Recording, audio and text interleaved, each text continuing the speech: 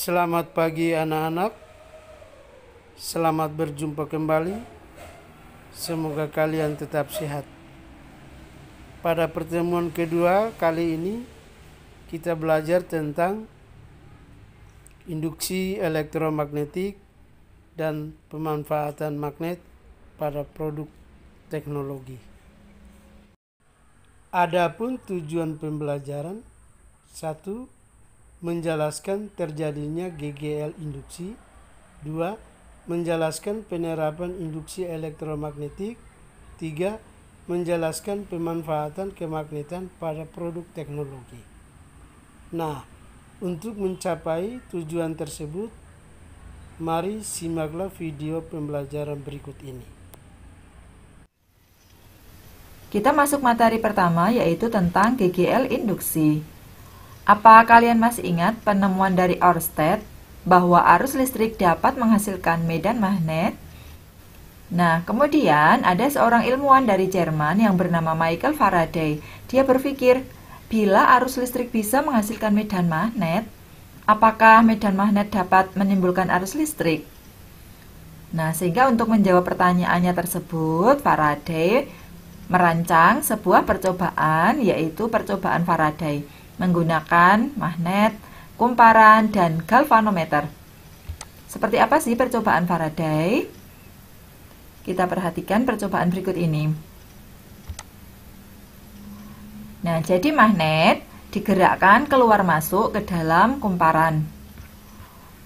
Nah, karena kumparan ini dihubungkan dengan galvanometer, maka nanti jarum ini akan bergerak. Penyimpangan jarum galvanometer ini menunjukkan bahwa di dalam kumparan ini mengalir arus listrik. Karena memang si galvanometer ini berfungsi untuk menunjukkan ada tidaknya arus listrik.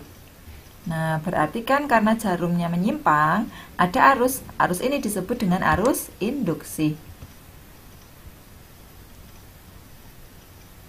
Karena arus induksi ini dihasilkan oleh gerakan magnet tadi, maka disebut juga dengan nama gaya gerak listrik atau GGL induksi.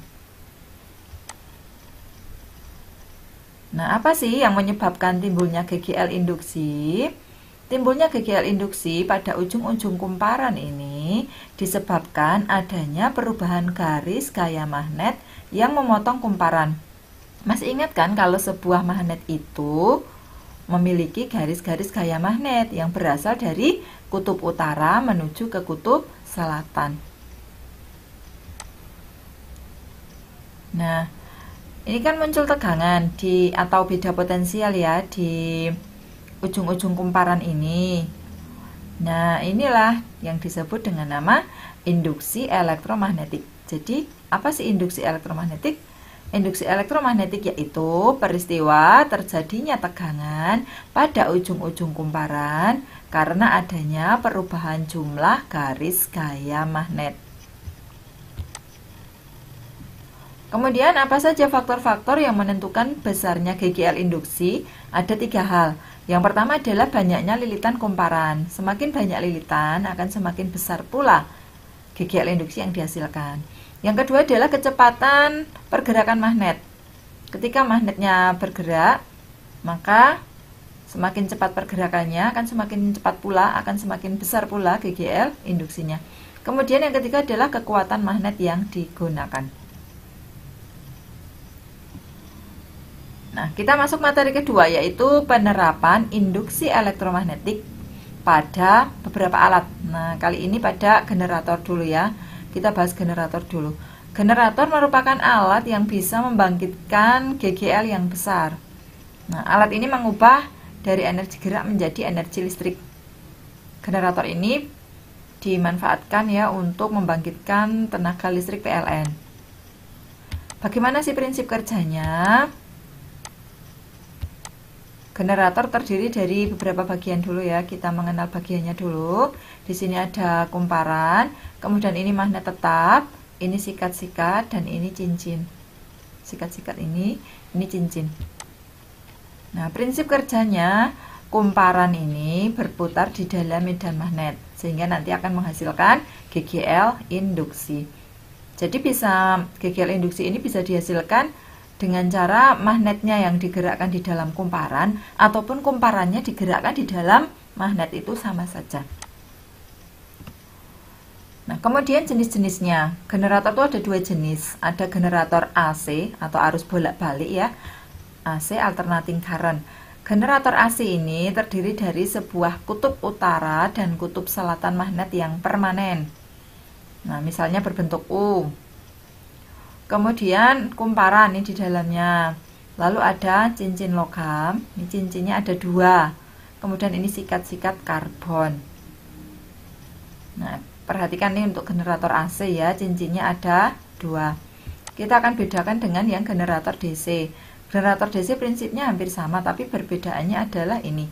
Kalau tadi cincinnya ada dua untuk generator AC tadi, maka untuk generator DC itu cincinnya hanya satu, tetapi cincin belah. Cincin belah ini dinamakan komutator. Oke, kita lanjut penerapan induksi elektromagnetik pada dinamo. Dinamo ini sebenarnya hampir sama saja dengan generator, tetapi dinamo ini membangkitkan energi listrik yang kecil. Pada dinamo, magnet yang berputar di dalam kumparan. Misalnya pada dinamo sepeda. Poros dinamo dihubungkan dengan roda sepeda ya. Ini ya. Dihubungkan dengan roda sepeda sehingga ketika rodanya berputar, porosnya ikut berputar dan ini akan memutar magnet yang ada di dalam kumparan ini sehingga akan terjadi GGL induksi. Nah, GGL induksi yang muncul pada dinamo ini digunakan untuk menyalakan lampu. Semakin cepat roda berputar akan semakin terang pula nyala lampunya. Lanjutnya adalah penerapan induksi elektromagnetik pada transformator atau trafo. Apa sih transformator? Transformator atau trafo merupakan alat untuk menaikkan atau menurunkan tegangan listrik bolak-balik. Jadi, harus ada syaratnya tegangan listriknya bolak-balik atau AC, alternating current. Gimana sih cara kerja trafo? Trafo memiliki dua kumparan, ada kumparan primer dan ada kumparan sekunder. Kemudian ada juga di sini ada inti besi lunak di dalam kumparan itu.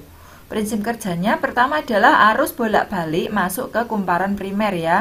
Dan ini akan membuat adanya perubahan medan magnet di kumparan primer. Nah, perubahan medan magnet tadi diteruskan oleh inti besi lunak ke kumparan sekunder. Nah, sehingga kumparan sekunder juga akan mengalami perubahan medan magnet. Perubahan medan magnet pada kumparan sekunder akan menghasilkan GGL induksi. Jenis-jenis trafo ada dua jenis. Yang pertama adalah trafo step up. Dari kata-katanya step up, up itu kan naik ya. Berarti trafo step up adalah trafo yang digunakan untuk menaikkan tegangan listrik bolak-balik. Jangan lupa ya. Ciri-cirinya, yang pertama adalah NP lebih kecil dari NS. Jumlah lilitan primer, nih jumlah lilitan primer lebih sedikit daripada jumlah lilitan sekunder. Ini nampak perbedaannya ya. Kemudian yang kedua, VP lebih kecil dari VS, artinya tegangan primer lebih kecil daripada tegangan sekunder. Nah, untuk yang primer biasanya diberi dengan tanda seperti ini. Seperti cacing ya anak-anak, ini menandakan bahwa dia adalah bagian primer.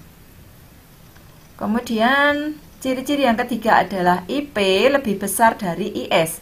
Kuat arus primer lebih besar daripada kuat arus sekunder. Ya, untuk NP lebih kecil, VP juga lebih kecil, tapi IP lebih besar. Ingat-ingat ya, untuk I atau kuat arus itu yang berbeda sendiri. Berikutnya adalah yang B, trafo step down. Down itu turun, berarti trafo step down merupakan trafo yang digunakan untuk menurunkan tegangan listrik bolak-balik. Ciri-cirinya, yang pertama, NP lebih besar dari NS. jumlah lilitan primer lebih banyak daripada jumlah lilitan sekunder. Ciri yang kedua, VP lebih besar dari VS. Tegangan primer lebih besar daripada tegangan sekunder. Yang ketiga, IP lebih kecil dari IS. Kuat arus primer lebih kecil daripada kuat arus sekunder. Ya, jadi mengingatnya kalau dia step down, itu kan pertamanya lilitan primernya ini menurunkan jumlahnya ya, ini banyak, sekundernya sedikit kan menurun. Tegangannya juga demikian, tegangan primer akan lebih besar daripada sekunder. Kuat arusnya itu lebih kecil untuk yang primer ya, primer lebih kecil dari sekunder. Pokoknya untuk yang kuat arus tuh yang berbeda sendiri dari dua di atasnya ini. Nah, dari ciri-ciri tadi kita bisa menyusun persamaan matematis untuk transformator. Pada transformator, jumlah lilitan sebanding dengan tegangan.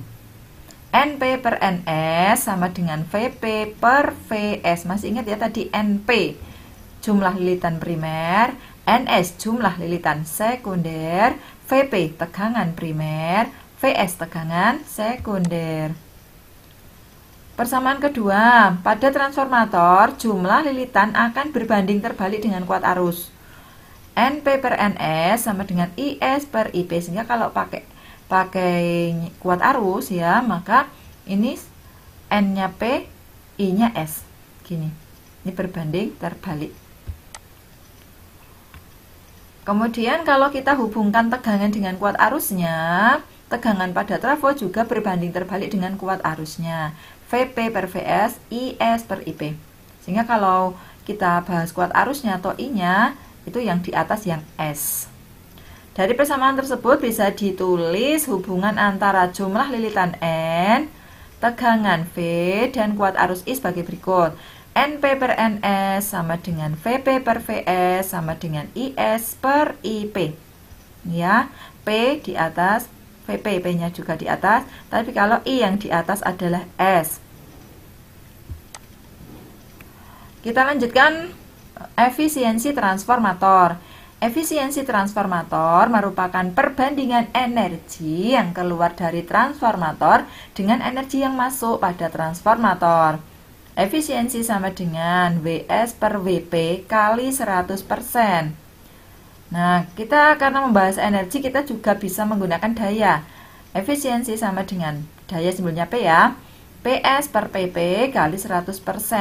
Masih ingat daya itu daya tegangan kali kuat arus, atau P adalah V kali I, sehingga efisiensi sama dengan VS kali IS bagi VP kali IP kali 100%.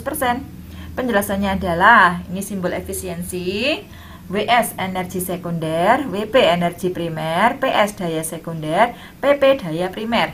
Untuk VS tahu ya, tegangan sekunder, VP tegangan primer, IS kuat arus sekunder, IP kuat arus primer. Ini saya beri contoh soal satu saja, saya ambil dari buku siswa halaman 36. Sebuah transformator memiliki 1500 lilitan primer dan 300 lilitan sekunder. Bila tegangan sekunder transformator tersebut 3 volt dan arus primernya 4 mA, berapakah tegangan primer dan arus sekundernya? Pertama kita tulis dulu diketahui. Yang diketahui jumlah lilitan ini NP sama dengan 1500 lilitan, NS 300 lilitan. Tegangan sekunder berarti VS 3 volt dan arus primer simbolnya adalah IP sama dengan 4 mA. Yang ditanyakan tegangan primer simbolnya VP, arus sekunder IS. Kita jawab yang pertama menentukan VP. Kita gunakan NP per NS sama dengan VP per VS. Kemudian kita masukkan nilai-nilai yang sudah diketahui. NP ada ya ini 1500 dibagi NS, NS ini 300 sama dengan VP.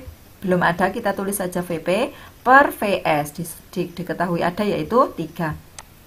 Kemudian kita sederhanakan, tinggal 15 kali 3 ini yang kita coret nolnya saja ya, maksudnya ya 02 di atas dengan 02 yang di bawah ini, sehingga tinggal 15 kali 3 sama dengan VP kali 3. Maka VS Maaf, ini VP bukan VS ya. Maka VP sama dengan 45/3. 15 volt, atau langsung dicoret aja 3 dengan 3 ini. Menjadi VP-nya adalah 15. Ini maksudnya adalah VP ya, mohon maaf. Lalu yang B adalah menentukan IS. NP per NS sama dengan IS per IP. NP 1500, NS 300, IS-nya belum diketahui, per IP-nya 4. Sama kayak tadi, disederhanakan.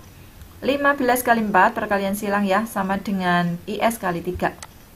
Maka IS 60 bagi 3. 20 miliampere. Kita lanjutkan kemagnetan dalam produk teknologi. Sesuai dengan buku siswa, kita akan membahas 3 jenis teknologi yang memanfaatkan kemagnetan.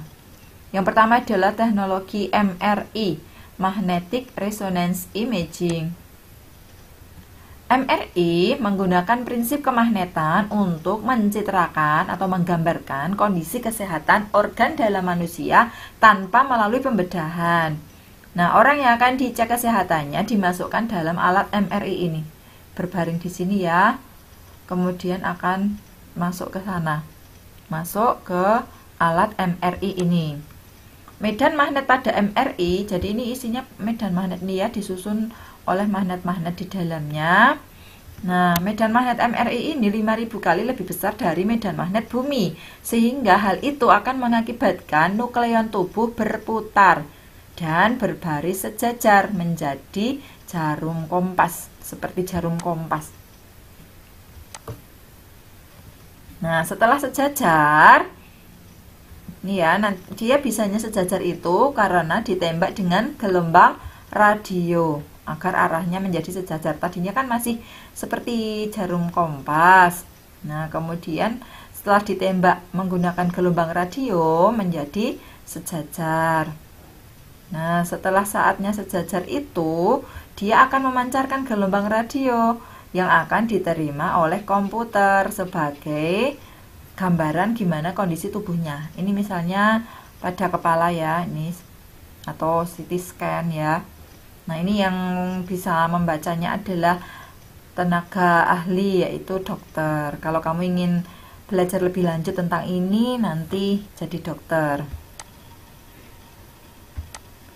Berikutnya adalah pemanfaatan pada kereta maglev, magnetic levitation, atau pengangkatan magnetik. Maglev ini merupakan sistem transportasi kereta api yang menggunakan 2 set magnet untuk menggerakkan gerbong kereta. 1 set untuk mengangkat keretanya ke atas, dan 1 set lainnya adalah untuk mendorong keretanya ke depan dengan kecepatan yang tinggi. Berapa kecepatannya? Bisa mencapai 400 km per jam, bahkan sedang dikembangkan yang sampai 600 km per jam. Nah, kereta maglev ini menerapkan prinsip gaya tolak-menolak magnet. Jadi pada gerbongnya ini ada magnet superkonduksi, magnet yang sangat kuat. Kemudian ini pada lintasannya juga diberi magnet ya, ini elektromagnet. Nah, magnet-magnetnya ini dipasang-pasangkan yang jenisnya sama sehingga akan terjadi tolak-menolak kan kalau kutubnya sama. Kalau kutubnya sama akan tolak-menolak sehingga gerbong keretanya ini akan terangkat ke atas, tidak menempel pada lintasan. Nah, sehingga tidak ada gaya gesekan kan antara si gerbong dengan lintasan ini. Kemudian setelah terangkat akan didorong dengan kekuatan ini, electrical power source ini ya, ini juga kekuatan magnet, induksi elektromagnetik untuk mendorong si kereta tadi dengan kecepatan yang sangat tinggi. Oke. Lanjutnya adalah pemanfaatan magnet dalam pembangkit listrik tenaga nuklir atau PLTN. Mungkin kamu sering mendengar tentang PLTN. Pada PLTN ini, energi yang digunakan kan berasal dari reaksi inti atom. Bisa reaksi fisi, pembelahan ya, atau juga reaksi fusi atau penggabungan. Dan ini terjadi dalam reaktor nuklir. Sebagaimana kita ketahui bahwa reaksi nuklir itu akan bisa menghasilkan partikel yang berbahaya bagi kesehatan bila itu sampai menyebar ke lingkungan. Nah, untuk mencegah menyebarnya partikel berbahaya tadi, akan digunakan botol-botol magnet besar ini. Nah, botol-botol magnet ini memiliki medan magnet yang sangat besar sehingga akan menarik partikel bermuatan tadi agar tetap berada di dalam reaktor, tidak sampai keluar dari reaktor. Ya, itu tadi beberapa pemanfaatan magnet dalam produk teknologi. Ini daftar pustaka untuk menyusun PowerPoint ini.